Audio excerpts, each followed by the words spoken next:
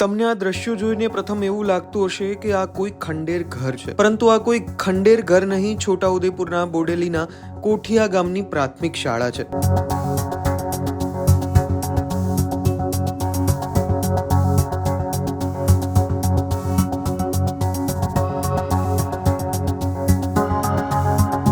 અહીં નાના બાળકો અભ્યાસ તો કરે છે, પરંતુ જીવના જોખમે.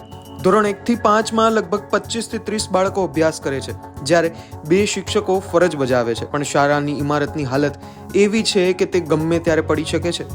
આ શાળાની છતમાંથી પટ્ટા પડી રહ્યા છે, દિવાલો તૂટી રહી છે અને ક્લાસરૂમમાં બેસવામાં પણ ડર લાગે તેવી સ્થિતિ છે. ભણશે ગુજરાત, વધશે ગુજરાત તેવા સરકારી દાવાઓ વચ્ચે આ દ્રશ્યો વાસ્તવિકતા બતાવે છે.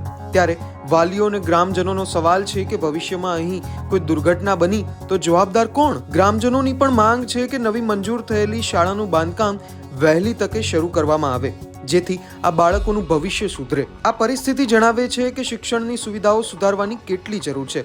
ત્યારે આ વિષય પર આપનું શું કહેવું છે? કમેન્ટ કરીને જરૂરથી જણાવજો.